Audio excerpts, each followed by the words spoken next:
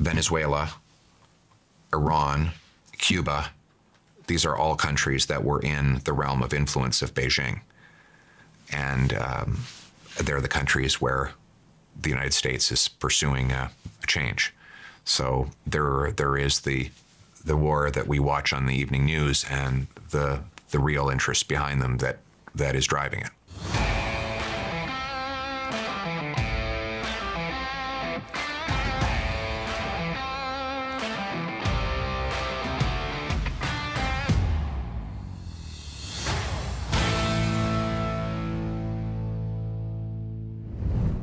Pierre Poilievre's appearance on the Joe Rogan podcast took Canada by storm.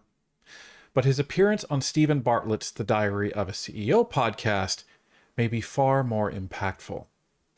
While the Joe Rogan interview focused more on Pierre's passion of fitness, much of his latest 2-hour-long interview focused on his passion for his family, his country, and also what is really going on in the world right now, from DEI woke politics to China, Trump, and the growing instability around the world.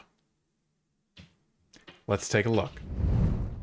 What age do you get to meet your biological mother for the first time? 21, 22.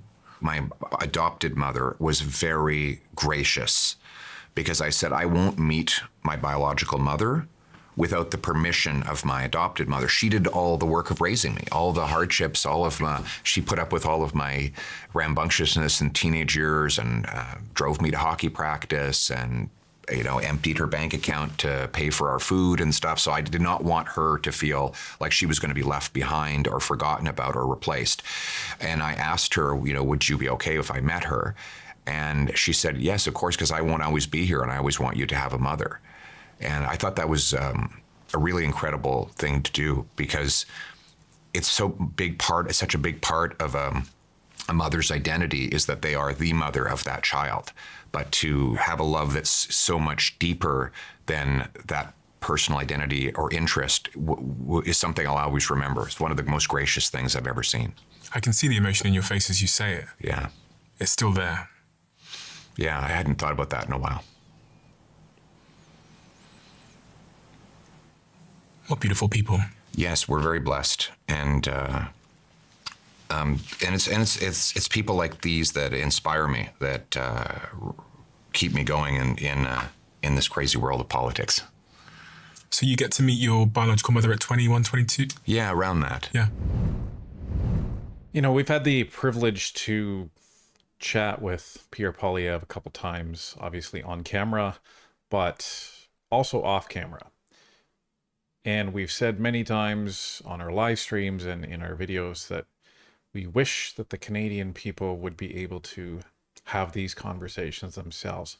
And in one of our interviews, we tried to do that. And for those of you that managed to watch that interview, you started to get a little bit of a sneak peek as to what Pierre Poilievre really is as a person. Unfortunately, the mainstream media had other ideas with that interview, but when looking at him speak with Stephen Bartlett here, we are so happy that someone gave him this opportunity and someone took a similar approach to this interview as we wanted to, because you get to see who he is right here. Not just in this couple of minutes, but throughout this whole interview. You really get to peel off the veil and see who he is as a person. And you can even see him, getting emotional here. And it's hard for anyone watching not to get emotional as well. He did not have a typical upbringing. By statistical standards, he should be a very troubled person right now. Broken family and times two, not only was he put up for adoption, but his parents ended up getting divorced.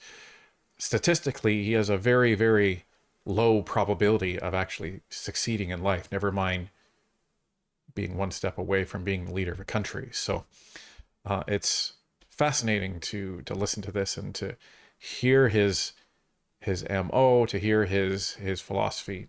And it all focuses on stoicism, not having grudges, and just focusing on what you can control as an individual. So there's a lot of really good advice in this interview, and it's not that Pierre thought of these by himself. He's very well read. You know, he's a student of history, a student of philosophy, and I encourage everybody to watch the entire 2-hour interview on this, because there's some fascinating segments in it. So you could come into power in, is it 2029 if there's no overthrowing of the current leader? 2029 is going to be an interesting time. If these sort of forecasts that we're getting from some of the world's leading experts in artificial intelligence and robotics come true, have you thought much yet about how you would counteract that? What you would do to make sure that there isn't huge job disruption? Because, you know, a lot of people like Sam Altman have suggested through their actions that they might support things like universal basic income. In fact, Sam Altman being the founder and co-founder of OpenAI, which makes ChatGPT, I think his other startup is called WorldCoin, which uses your retina scan to validate that you're a real human being, so that they can distribute money to people. Because in a world of AI, we're going to need to find a way to distribute wealth. And if you listen to Elon, he says we're going to live in the age of abundance, where working is going to be optional. He says now if you're a surgeon and you're training to be a surgeon, he says absolutely don't, because in a couple of years' time, there's going to be no human that's better than any AI surgeon. Wow. So if these things are true, like, surely you should be making plans. And, you know, when a lot of smart, you know, I know they have an incentive, they're raising money, and they have a certain narrative which helps them raise money. But if they are right, the future looks very different from the past. That's true. Do you have a plan? I have principles that I would apply as these technologies present themselves. And the principle for me is, how do we make sure that the AI enables and empowers people to make more decisions for themselves and have more freedom and to pursue their own meaning, rather than replacing and rendering them, giving them a sense of lost meaning and purpose. And so, do I think it's great that every minimum wage worker might have a personal assistant and a chauffeured vehicle? I do, because that would make more of their life they could spend on the things that thrill them and make them happy. Less of their life would be spent on the drudgery of having to drive in a traffic jam or sweep their floor. But at the same time, we have to make sure that people have the ability to work and contribute and give themselves a sense of meaning in their lives. So the other thing I would say is that as these technologies bring down costs, those savings should be passed on to people. They should not be inflated away. The government should not use this as an opportunity to just print more cash to reflate the cost of living. We should actually seek as our goal to lower the cost of living, make life more affordable, make our dollars go further, which hasn't happened in generations. And so if technology is going to allow us to produce more for less, then let's make sure that the working class people actually enjoy that benefit rather than having it inflated away. It is quite concerning that, you know, if wealth does accrue to these big companies and, yes, you know, people like Elon, who, incredible entrepreneur, is going to become the world's first trillionaire. Right. And I don't think he'll be the last, the way things are going with artificial intelligence. And then if there is job disruption, I do think there's going to potentially need to be some government intervention, corrective government intervention. Do you not? I don't know.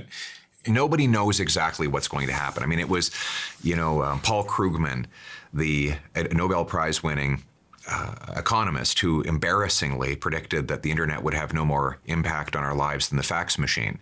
And he's a Nobel Prize economist, I think from Princeton or Yale or something. So nobody's Nostradamus on these things.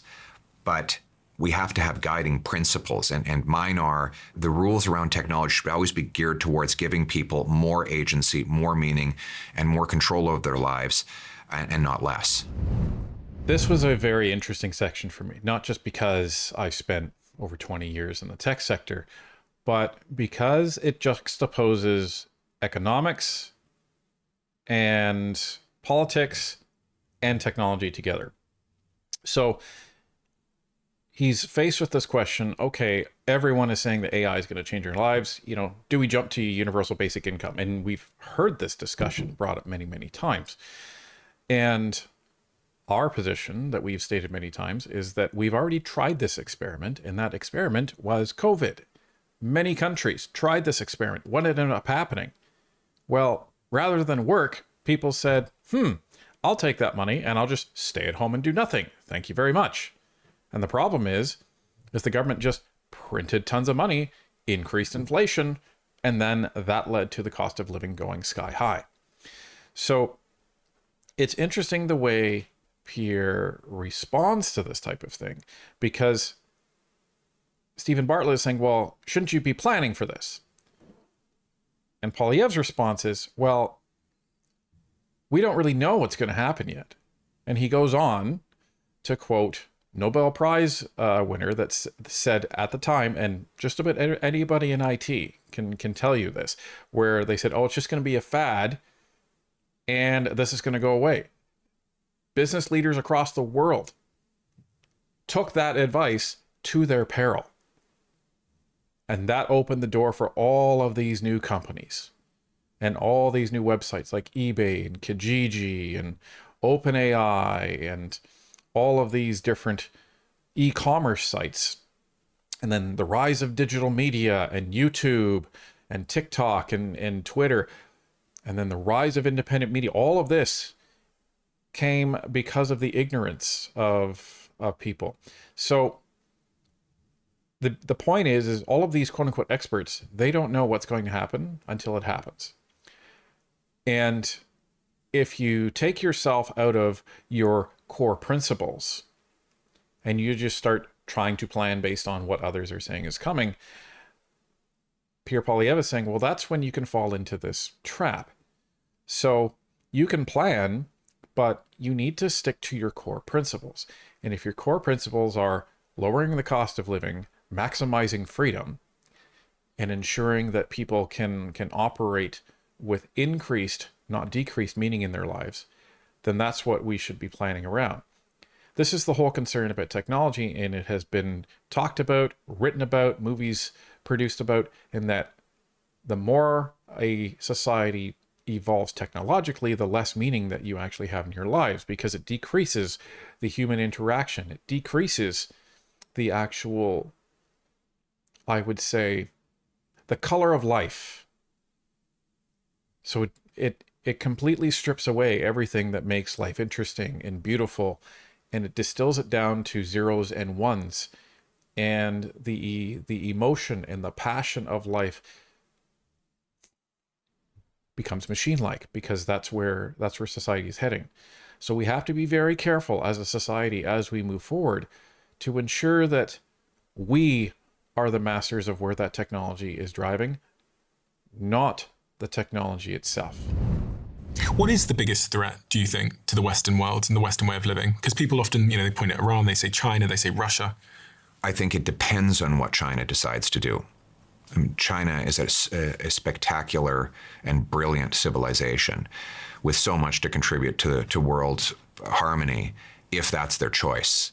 If the government decides that it's going to direct the immense successes of that country towards trading and working with other countries, then there's nothing to worry about. But if it is a very aggressive bellicose approach, using technology for espionage, interference in foreign countries, as they have done in Canada, invading Taiwan, then China and Beijing in particular, the regime, could become the biggest risk and threat to our country and our world. What does history say about this kind of moment in time where there's seemingly two world powers? Mm-hmm.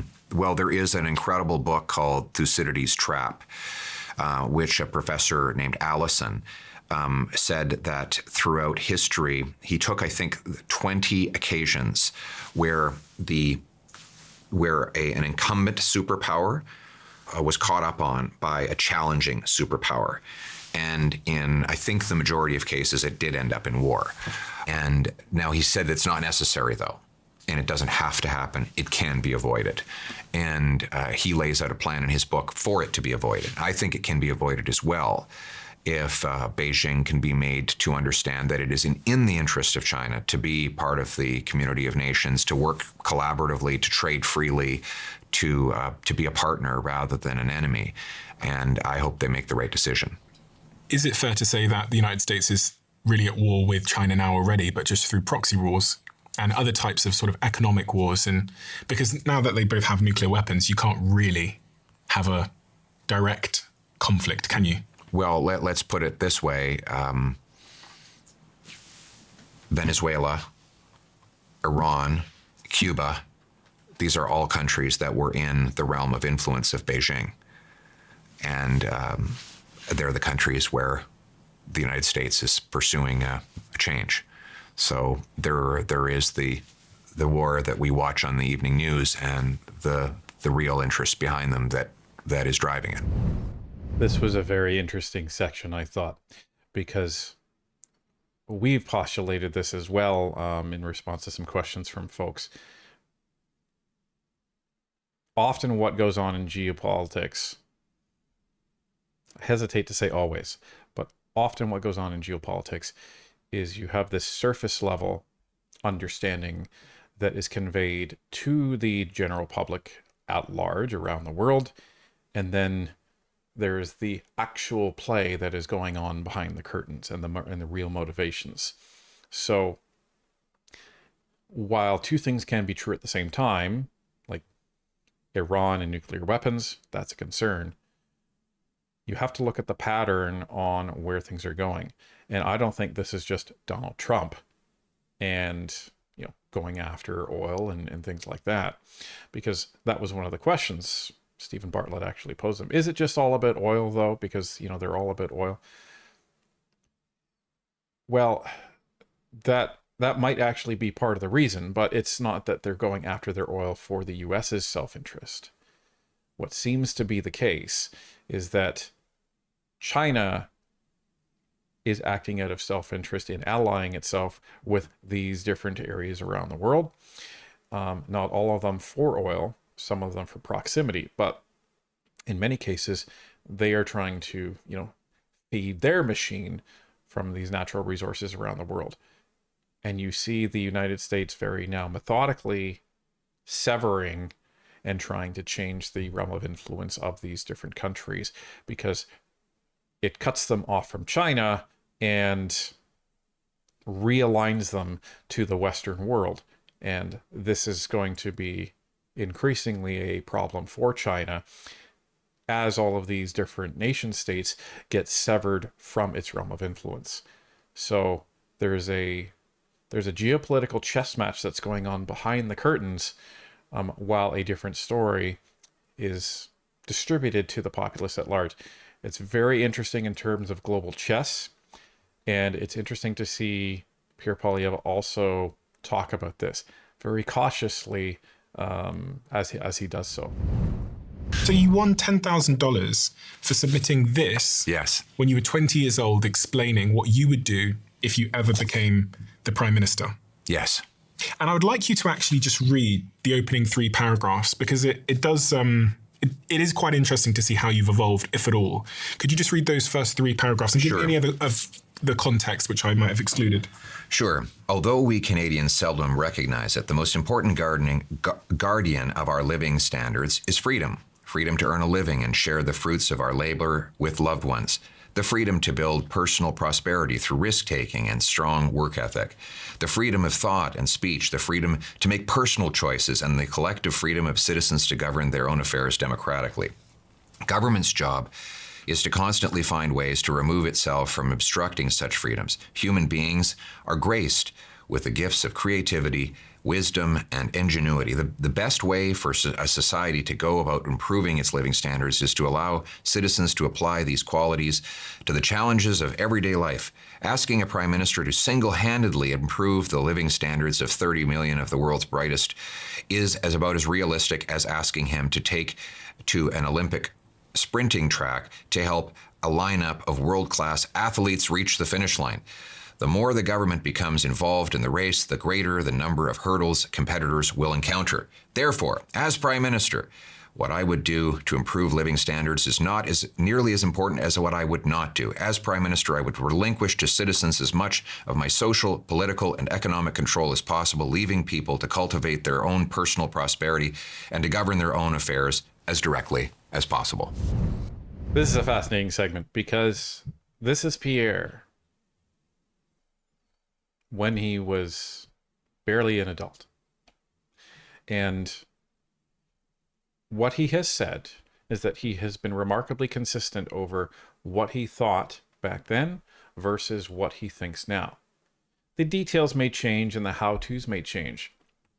But it's interesting to see that even as a young man, his approach to how he would operate as prime minister has not changed in the least. And that's how you can really know that somebody is authentic. You can judge them on individual statements, that they've made and maybe retract. That's fine. But individual statements is one thing. What they believe is a little different. And of course, people can grow and they can accept that, I thought one thing back here and one thing back here. But when he says, I have always been consistent, he's not lying when he says that. He's actually being completely authentic. And this essay actually, and ironically, completely validates that. And the best part about that essay is he didn't have to plagiarize it to actually win that award. Now, the last section that we're going to talk about is something that's really personal for myself and really personal for Tanya. And I know it's extremely personal for Pierre. This is where he talks about his daughter, Valentina. So maybe it's not actually doing what it's designed to do. Maybe it's doing other things. The other thing that I actually was really keen to talk about, and I just realized is, Sure. Is this. Oh, that's little Valentina there.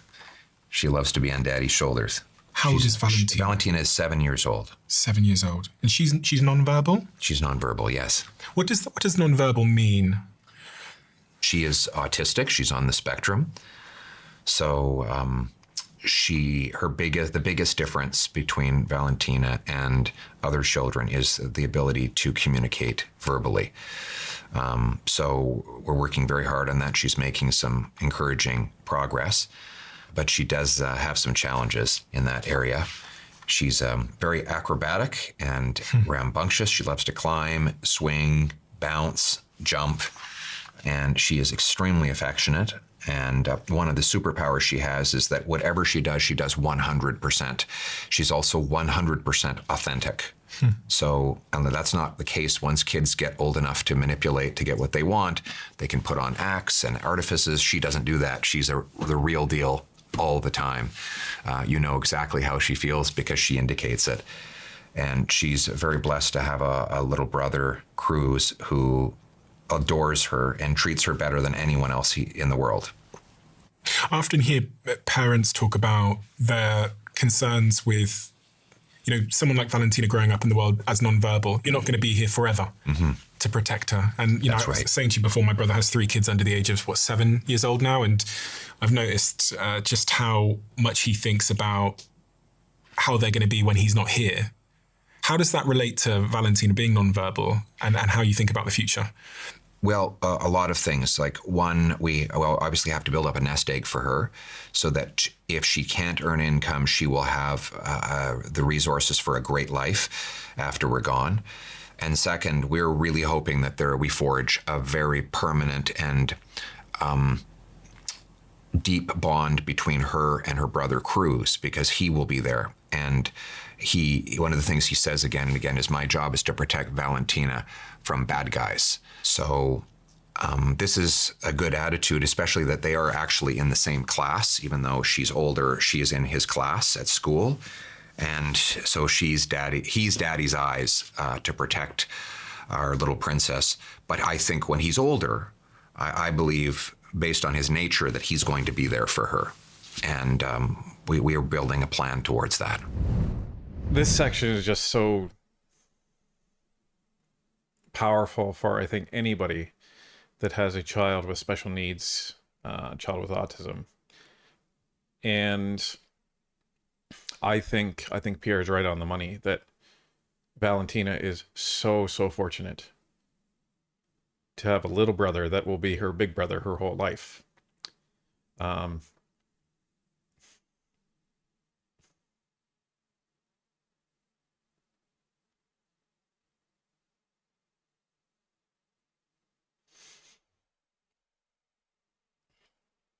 sorry, folks. The biggest fear for parents with a child with special needs, especially a child that can't communicate with them, is that there is a huge blind spot when you're not around to protect them. And so whenever they're out of your sight, whenever they, go on a trip, whenever they go to school, you don't fully know what's happening.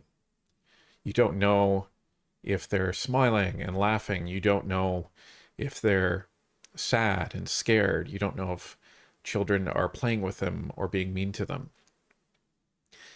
And this is where, believe me, Pierre and Anita, they are so aware of how fortunate they are to have crews around in the classroom, because if anyone is, is being mean, or if Valentine is having trouble in class, he can tell them. And I really hope that the school system is going to continue to make this accommodation for the Poilievre family to keep Valentina and Cruz in the same class as they move through school together, so that Pierre and Anita can continue to get that intel. We experience this with our son, but it's not just our experience. Tens of thousands of families around this country and millions of families around the world have this experience where your autistic nonverbal child comes home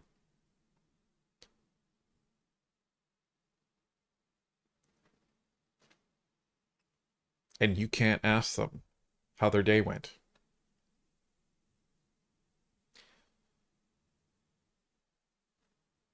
But rather than dwell on that, you enjoy the time that you have with them. Because what they don't communicate verbally, they do so in so many other ways. So this section from this interview, I think, is just so powerful.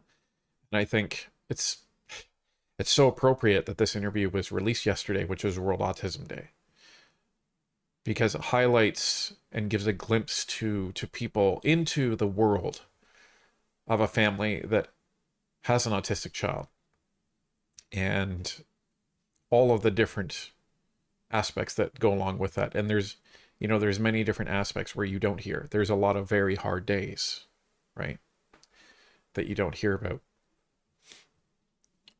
But they don't compare to all of the great days.